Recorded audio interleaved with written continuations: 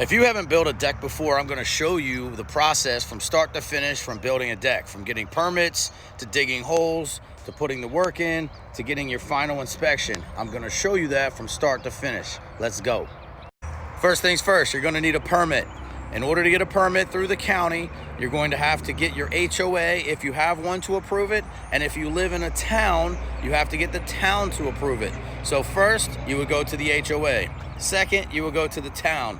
Third, you would go to the county to get them all to approve your permit. When you go to the county, they're going to ask you for a drawing to scale of the project that you're working on. In this case, it's a deck that we're talking about. So you're going to need a drawing of the deck.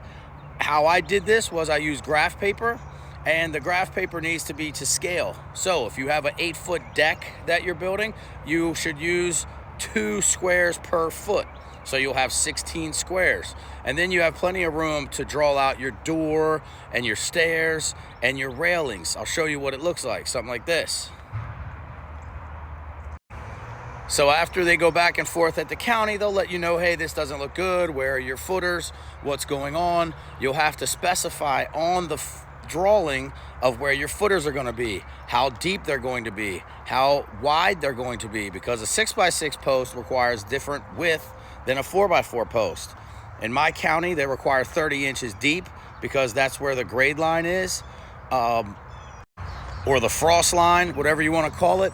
So you have to make sure that all of your holes are dug 30 inches deep for your post. If you're starting fresh with a deck, that's great. In my case, I'm not. I had to tear down a deck. So let me show you what that looked like. So now we've dug out the holes and we have removed the deck. We did require heavy equipment on this one because we had an existing patio that the old deck was sitting on, but they did not get a permit. So they didn't do it the right way. You can see they just fixed the post to this concrete. This concrete is not dug out 30 inches below.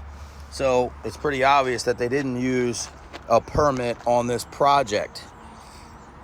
We also had some heavy stairs over there that had to be removed with heavy equipment, and you see some concrete sitting there. So depending on your current project that you're working on, if you're starting fresh, great.